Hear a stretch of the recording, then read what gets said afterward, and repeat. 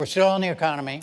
This is theoretically now a second segment still on the economy, and specifically on what to do about the federal deficit, the federal debt. And the question, you each have 2 minutes on this, and Governor Romney, you go first because the President went first on segment one. And the question is this: what are the differences between the two of you as to how you would go about tackling the deficit problem in this country? Well, good. I'm glad you raised that, and it's a critical issue. I think it's not just an economic issue. I think it's a moral issue. I think it's frankly not moral for my generation to keep spending massively more than we take in, knowing those burdens are going to be passed on to the next generation. And they're going to be paying the interest and the principal all their lives. And the amount of debt we're adding at $1 trillion a year is simply not moral. So how do we deal with it? Well, mathematically, there are 3 ways that you can cut a deficit. One, of course, is to raise taxes. Number 2 is to cut spending. And number 3 is to grow the economy. Because if more people work in a growing economy, they're paying taxes, and you can get the job done that way. The president would prefer raising taxes. I understand. The problem with raising taxes is that it slows down the rate of growth, and you can never quite get the job done. I want to lower spending and encourage economic growth at the same time. What things would I cut from spending? Well, first of all, I will eliminate all programs by this test if they don't pass it. Is the program so critical it's worth borrowing money from China to pay for it? And if not, I'll get rid of it. Obamacare's on my list. I apologize, Mr. President. I use that term with all respect, by the way. Good. Okay, good. So I'll get rid of that. I'm sorry, Jim. I'm going to stop the subsidy to PBS. I'm going to stop other things. I like PBS. I love Big Bird. I actually like you too. But I'm not going to keep on spending money on things to borrow money from China to pay for. So that's number 1. Number 2, I'll take programs that are currently good programs, but I think could be run more efficiently at the state level and send them to the state. Number 3, I'll make government more efficient and to cut back the number of employees, combine some agencies and departments. My cutbacks will be done through attrition, by the way. This is the approach we have to take to get America to a balanced budget. The president said he'd cut the deficit in half. Unfortunately, he doubled it. $1 trillion deficits for the last 4 years. The president's put in place as much public debt, almost as much debt held by the public as all prior presidents combined. Mr. President, 2 minutes. When I walked into the Oval Office, I had more than $1 trillion deficit greeting me. And we know where it came from. 2 wars that were paid for on a credit card, 2 tax cuts that were not paid for, and a whole bunch of programs that were not paid for, and then a massive economic crisis. And despite that, what we've said is, yes, we had to take some initial emergency measures to make sure we didn't slip into a Great Depression. But what we've also said is, let's make sure that we are cutting out those things that are not helping us grow.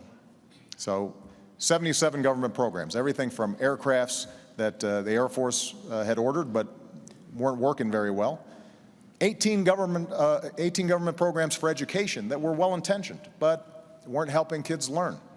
We went after medical fraud in Medicare and Medicaid very aggressively, more aggressively than ever before, and have saved tens of billions of dollars, $50 billion of waste taken out of the system. And I worked with Democrats and Republicans to cut $1 trillion out of our discretionary domestic budget. That's the largest cut in the discretionary domestic budget since Dwight Eisenhower. Now, we all know that we've got to do more. And so I put forward a specific $4 trillion deficit reduction plan. It's on a website. You can look at all the numbers, what cuts we make and what revenue we raise. And the way we do it is $2.50 for every cut. We ask for $1 of additional revenue, paid for, as I indicated earlier, by asking those of us who have done very well in this country to contribute a little bit more to reduce the deficit. Governor Romney earlier mentioned the Bowles-Simpson Commission. Well, that's how the commission, bipartisan commission that talked about how we should move forward, suggested we have to do it in a balanced way with some revenue and some spending cuts. And this is a major difference that Governor Romney and I have. Let me just finish this point because you're looking for contrast. When Governor Romney stood on a stage with other Republican candidates for the nomination, and he was asked, would you take $10 of spending cuts for just $1 of revenue? And he said no. Now, if you take such an unbalanced approach, then that means you are going to be gutting our investments in schools and education. It means that Governor Romney talked about Medicaid and how we could send it back to the states, but effectively this means a 30% cut in the primary program we help for seniors who are in nursing homes, for kids who are with disabilities. Mr. President, and that is not a right strategy for us to move forward. Way over the 2 minutes. Sorry. Governor, what about Simpson Bowles? Will you support Simpson Bowles? Simpson Bowles, the president should have grabbed that. No, I mean, do you support Simpson Bowles? I have my own plan. It's not the same as Simpson Bowles, but in my view, the president should have grabbed it. If he wanted to make some adjustments to it, take it, go to Congress, fight for it.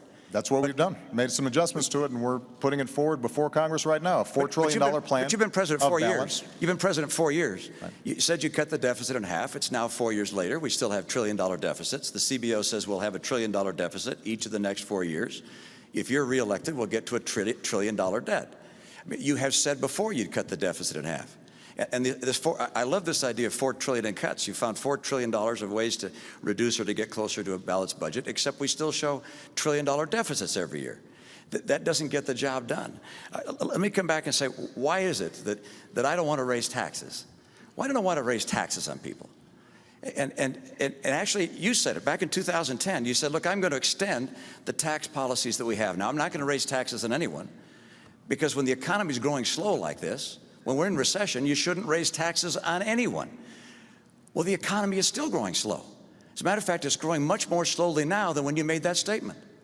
And so if you believe the same thing, you just don't want to raise taxes on people. And the reality is, it's not just wealthy people. You mentioned Donald Trump. It's not just Donald Trump you're taxing. It's all those businesses that employ 1/4 of the workers in America, these small businesses that are taxed as individuals. You raise taxes and you kill jobs. That's why the National Federation of Independent Businesses said your plan will kill 700,000 jobs. I don't want to kill jobs in this environment. Let me make one more point. Okay, let's let him answer the taxes thing for a moment. Okay. Mr. President. Well, we've had this discussion before. About the idea that in order to reduce the deficit, right, there has to be revenue in addition to cuts. There has to be revenue in addition to cuts. Now, Governor Romney has ruled out revenue. He's ruled out revenue. Absolutely. Completely. Okay, so, look, the revenue I get is by more people working, getting higher pay, paying more taxes. That's how we get growth and how we balance the budget. Right. But the idea of taxing people more, putting more people out of work, you'll never get there. You never balance the budget by raising taxes. Spain spends 42% of their total economy on government. Okay. We're now spending 42% of our economy on government. I don't want to go down the path to Spain. I want to go down the path of growth that puts Americans to work with more money coming in because they're working. Yeah. But Mr. President, you're saying in order to get the job done, it's got to be balanced. If we're serious, we've got to take a balanced, responsible approach. And by the way, this is not just when it comes to individual taxes. Let's talk about corporate taxes. Now, I've identified areas where we can right away make a change that I believe would actually help the economy. The oil industry gets $4 billion a year in corporate welfare. Basically, they get deductions that those small businesses that Governor Romney refers to, they don't get.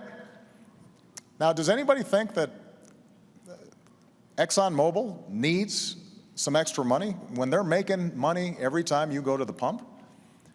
Why wouldn't we want to eliminate that? Why wouldn't we eliminate tax breaks for corporate jets? My attitude is if you got a corporate jet, you can probably afford to pay full freight, not get a special break for it.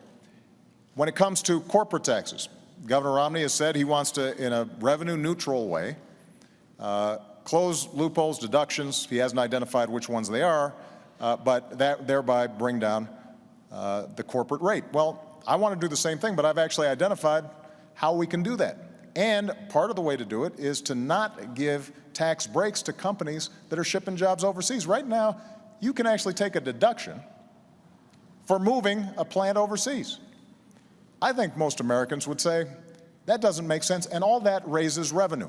And so if we take a balanced approach, what that then allows us to do is also to help young people, the way we already have during my administration, make sure that they can afford to go to college.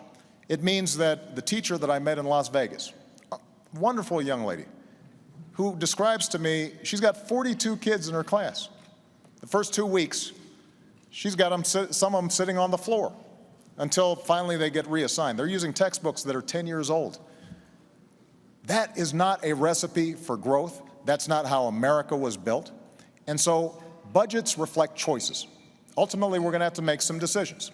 And if we're asking for no revenue, then that means that we've got to get rid of a whole bunch of stuff. And the magnitude of the tax cuts that you're talking about, Governor, would end up resulting in severe hardship for people, but more importantly, would not help us grow. As I indicated before, when you talk about shifting Medicaid to states, we're talking about potentially a 30% cut in Medicaid over time. Now, that may not seem like a big deal when it just is paper, numbers on a sheet of paper. But if we're talking about a family who's got an autistic kid and is depending on that Medicaid, that's a big problem. And governors are creative, there's no doubt about it. But they're not creative enough to make up for 30% of revenue on something like Medicaid. What ends up happening is some people end up not getting help. Jim, we've gone on a lot of topics there, and so it's going to take a minute to go from Medicaid to schools to oil to tax breaks and companies going overseas. Right. So let's go through them one by one. First of all, the Department of Energy has said the tax break for oil companies is $2.8 billion a year. And it's actually an accounting treatment, as you know, that's been in place for 100 years. Now, it's time to end it. And in 1 year, you provided $90 billion in breaks to the green energy world. Now, I like green energy as well, but that's about 50 years worth of what oil and gas receives. And you say Exxon and Mobil. Actually, this $2.8 billion goes largely to small companies, to drilling operators and so forth. But if we get that tax rate from 35% down to 25%, well, that $2.8 billion is on the table. Of course it's on the table. That's probably not going to survive if you get that rate down to 25%. But don't forget, you put $90 billion, like 50 years worth of breaks into solar and wind, to Solyndra and Fisker and Tesla and Enter1. I mean, I had a friend who said, you don't just pick the winners and losers, you pick the losers. All right. So this is not the kind of policy you want to have. You want to get America energy secure. The second topic, which is you said you get a deduction for taking a plant overseas. Look, I've been in business for 25 years. I have no idea what you're talking about. I maybe need to get a new accountant. But the idea that you get a break for shipping jobs overseas is simply not the case. What we do have right now is a setting where I'd like to bring money from overseas back to this country.